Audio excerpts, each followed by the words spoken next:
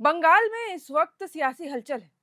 करीब 28 साल पहले जिस तृणमूल कांग्रेस की कमान ममता बनर्जी ने अपने हाथों में ली थी, आज उसी पार्टी में इतिहास की सबसे बड़ी बगावत हो चुकी है।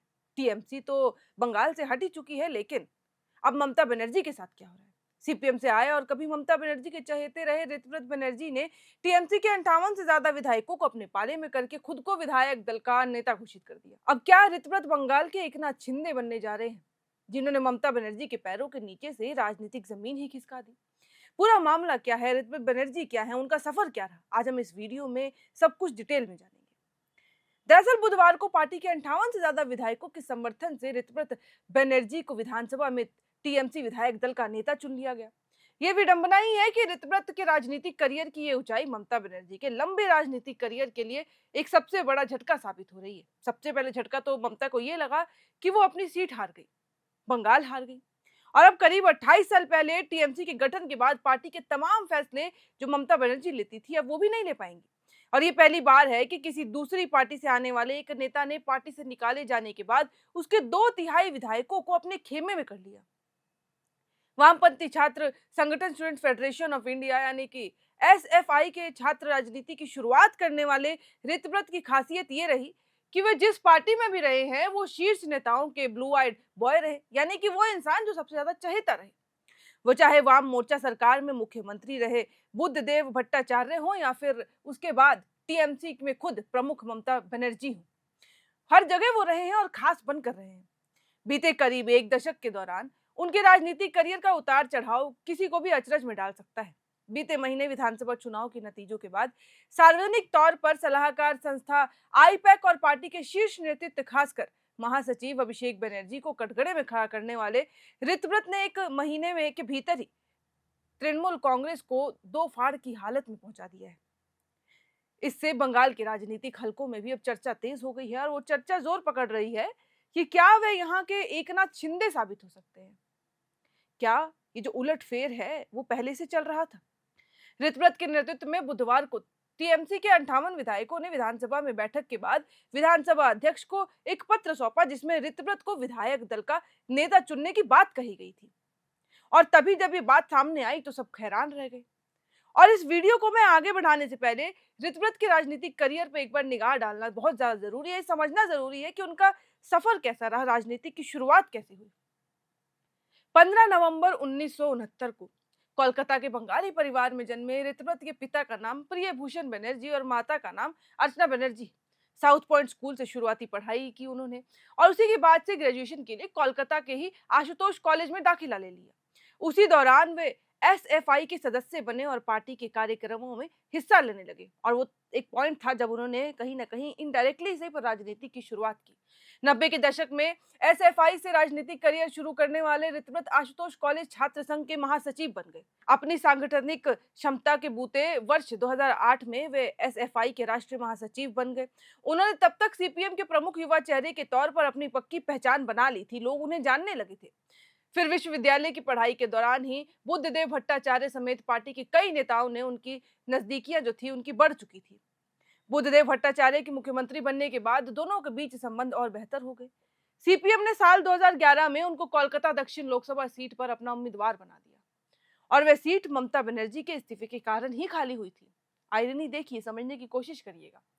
ऋतव्रत वे चुनाव तो हार गए थे, लेकिन पार्टी ने उन पर भरोसा कायम रखते हुए 2014 में उनको राज्यसभा में भेज दिया। वह तब महज 34 साल के थे और अपने राजनीतिक करियर की शुरुआत कर रहे थे, लेकिन पार्टी के साथ उनके संबंधों में खाई बढ़ने लगी। तब तक बुद्धदेव भट्टाचार्य ने भी सत्ता हाथ से छोड़ दी थी, उनके हाथ से निकल गई थी, या मैं यूं कहूं, और वो सक्रिय राजनीति से लगभग संन्यास ले चुके थे। सांसद बनने के बाद सोशल मीडिया पर वायरल होने वाली उनकी तस्वीरों ने विवाद खड़ा कर दिया। उनमें वे मोंट ब्लैक की कलम और लग्जरी घड़ी पहन से नजर आ रहे थे। तब सीपीएम में सवाल उठने लगे कि पार्टी का कोई नेता ऐसी जीवन शैली कैसे अपना सकता है, ऐसी लाइफस्टाइल को कैसे बरकरार रख सकता है। और वहीं से सीपीएम का उनसे मोह भंग होने लगा। इस दौरान ऋतव्रत के बयानों और शीर्ष नेताओं की आलोचना ने रही सही कसर भी पूरी कर दी थी। जो टकराव इतना था वो टकराव बढ़ के इतना हो गया। उनके करियर में विवाद कम नहीं रहे हैं अगर देखा जाए तो। साल 2013 में दिल्ली में एसएफआई की ओर से एक प्रदर्शन के दौरान उन पर टीएमसी सरकार ने तत्कालीन वित्त मंत्री अमित मित्रा के साथ दुर्व्यवहार के आरोप भी लगाए थे। राज्यसभा में चुने जाने के 3 साल बाद ही पार्टी ने उनके चरित्र पर लगे गंभीर आरोप और पार्टी की गोपनीय जानकारियां लीक करने के मामले में आरोप लगाया। उन पे जो है उनको प्राथमिक सदस्य से निलंबित भी कर दिया गया था। बाद में सीपीएम ने ऋतव्रत को निकाल दिया। अब पार्टी से निकाले जाने के बाद एक स्थानीय टीवी चैनल पर अपने इंटरव्यू में ऋतव्रत ने कुछ बातें कही थी। उन्होंने शीर्ष नेताओं की आलोचना करते हुए कहा था कि वे पार्टी के नहीं बल्कि प्रकाश कारत, वृंदा कारत और मोहम्मद सलीम के खिलाफ हैं। पार्टी के खिलाफ तो हम थे ही नहीं। सीपीएम नेता मोहम्मद सलीम ने भी कुछ कहा था। उन्होंने जब रिवर्ट बैक किया तो उन्होंने कहा था कि मैं ऋतव्रत पर कोई टिप्पणी नहीं करना चाहता। उनको 10 साल पहले ही पार्टी से निकाल दिया गया था। वो मेरे लिए मायने नहीं रखते। लेकिन सिल्लीगुड़ी में पार्टी के एक वरिष्ठ नेता और पूर्व मंत्री के नाम नहीं छापने की शर्त पर उन्होंने भी कुछ बातें बताई थी। एक इंटरव्यू में बीबीसी की रिपोर्ट कहती है, वो कहती है कि ऋतव्रत का स्वभाव यही रहा, जिस पार्टी में भी रहते हैं उसको नुकसान पहुंचाते हैं और सीपीएम में भी गुटबाजी कर रहे थे। टीएमसी के एक वरिष्ठ नेता भी एक बात कह के निकले हैं और ये सब बताता है कि किस तरीके से ऋतव्रत का जो सफर रहा है वो किस तरीके से आलोचना भरा रहा है। उन्होंने कहा कि अभिषेक के रहते उनकी दाल नहीं कर रही थी, इसीलिए उन्होंने बगावत का रास्ता चुन लिया और इसीलिए उन्होंने कहीं ना कहीं प्लानिंग एंड प्लॉटिंग करना शुरू कर दिया। सीपीएम से निकाले जाने के बाद कुछ दिनों तक ऋतव्रत का राजनीतिक करियर गिरा रहा, लेकिन साल 2018 में टीएमसी में शामिल होते ही उनके करियर का ग्राफ फिर से ऊपर चढ़ने लगा। उनको पहले पार्टी की ट्रेड यूनियन की कमान सौंप दी गई और फिर राज्यसभा भी भेज दिया गया।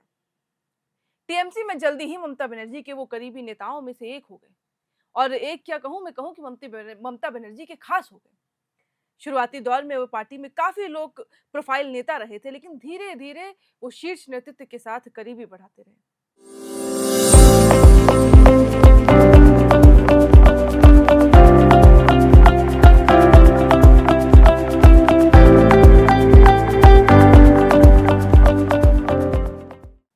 फिर आया दिसंबर 24 से अप्रैल 2026 तक वे राज्यसभा सांसद रहे। टीएमसी के सांसद जवाहर सरकार ने जब इस्तीफा दिया तो उनकी जगह पार्टी ने ऋतव्रत को उम्मीदवार बना दिया। इस साल हुए विधानसभा चुनाव में पार्टी ने हावड़ा जिले की उलेबरिया और पूर्व सीट से भी उनको मैदान में उतारा और भाजपा की भारी लहर के बावजूद वो जीतने में कामयाब हो गए। ऋतव्रत ने चुनाव नतीजों के बाद अभिषेक बनर्जी का नाम लिए बिना ही ये कह दिया था कि टीएमसी को चलाने वाले नेता जमीनी स्तर पर अपनी पकड़ खो चुके हैं और ये इनडायरेक्टली अभिषेक बनर्जी पर एक हमला था। उनका कहना था कि ये ऊपर से बैठ के काम नहीं होता। एक व्यक्ति ने पार्टी को कॉर्पोरेट जैसा चलाया और इसी वजह से लोगों ने उसे स्वीकार ही नहीं किया। याद होगा कि साल 2024 में राज्यसभा उम्मीदवार बनाए जाने के बाद अभिषेक बनर्जी ने उनके कामकाज, संगठनिक क्षमता और निष्ठा की सराहना की थी, लेकिन अब वही अभिषेक ऋतव्रत की बगावत की वजह बन गए हैं। ऋतव्रत दावा करते रहे हैं कि वह अब भी टीएमसी का हिस्सा है और ममता बनर्जी ही उनकी नेता है। बागी विधायकों की ओर से विधानसभा अध्यक्ष को सौंपे गए समर्थन पत्र में भी पार्टी अध्यक्ष के तौर पर ममता का नाम ही लिखा था। पार्टी से निकाले जाने के बाद ऋतव्रत ने यह भी कहा, जब मीडिया से बात कर रहे थे तो उन्होंने सवालों का जवाब देते हुए कहा कि फिलहाल भाजपा में शामिल होने का कोई भी सवाल ही नहीं उठता। मैं अब भी टीएमसी का हिस्सा हूं और विसल ब्लोअर के तौर पर ही मैं काम करूंगा। हमारी नेता ममता बनर्जी ही है। लेकिन आपको लगता है कि क्या ममता बनर्जी नेता है? राजनीतिक विशेषज्ञों का तो ये कहना है कि ऋतव्रत की महत्वाकांक्षा और अभिषेक के साथ अहम टकराव के कारण ही आज टीएमसी की ये हालत हो गई है। ममता बनर्जी ने ऋतव्रत पर बेहद भरोसा किया था, लेकिन आज उनके पास महज 20 विधायक ही बचे हैं और आज ऋतव्रत उनके साथ ऐसा कर रहे हैं। सवाल यह है कि क्या अब टीएमसी खत्म हो जाएगी और ऋतव्रत के नेतृत्व वाली टीएमसी ही ममता बनर्जी के तृणमूल की जगह ले लेगी? राजनीतिक एक्सपर्ट्स तो बहुत कुछ कहते हैं। उनमें से एक बात ये भी कहते हैं कि इस सवाल का जवाब फिलहाल मुश्किल है, लेकिन शायद जवाब हाँ भी हो सकता है। इसकी वजह यह है कि टीएमसी उम्मीदवारों को हर चुनाव में ममता बनर्जी के नाम पर ही वोट मिलते रहे हैं। वैसा करिश्मा कम से कम ऋतव्रत या उनके साथ जाने वाले नेताओं में तो नजर नहीं आता।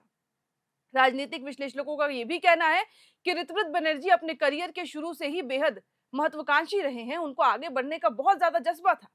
शायद अभिषेक बनर्जी से टकराव की भी वजह उनकी महत्वाकांक्षा ही रही, क्योंकि उनको पता था शायद कहीं ना कहीं कि अभिषेक के रहते ऋतव्रत की पार्टी में ज्यादा नहीं चल रही थी। अब बात भी सही है, अभिषेक बनर्जी ममता बनर्जी के लिए ज्यादा खास होंगे। खास होने का कारण बहुत ज्यादा है, एक रिश्ता है, एक पारिवारिक बॉन्ड भी तो है और शायद यही कारण है कि ऋतव्रत और अभिषेक के बीच में जो टकराव चल रहा है और आज टीएमसी की ये हालत हो गई है, ऐसा राजनीतिक एक्सपर्ट्स का कहना है। लेकिन आप लोग का क्या कहना है, आप क्या सोचते हैं? अपनी राय कमेंट बॉक्स में लिख के जरूर बताइएगा। और ये भी बताइएगा कि टीएमसी के इतने ज्यादा बिखराव की वजह आपको क्या लगता है? एक तो ममता बनर्जी पश्चिम बंगाल हारी, अपनी कुर्सी हारी, अपनी सीट भी हारी, और अब वो विपक्ष में नेता भी नहीं रह सकेंगी। ये अभी तक का सबसे बड़ा झटका होगा उनके लिए। खैर, फिलहाल इस वीडियो में इतना ही, लेकिन आगे क्या कुछ होता है, किस तरीके से अपडेट्स आते हैं, वो हम आप तक साझा करते रहेंगे। बने रहें इरना। FRP pressure vessels are made using fiber reinforced plastic, a powerful combination of high strength glass fibers and corrosion resistant resin. At Duraplast, we manufacture these vessels using advanced filament winding technology. Layer by layer, resin coated glass fibers are precisely wound over a rotating mold, creating a structure that is lightweight, high strength, and built to handle pressure. The result? Superior corrosion resistance, longer lifespan, lower maintenance costs for industries that demand performance without compromise. For customized FRP pressure vessel solutions,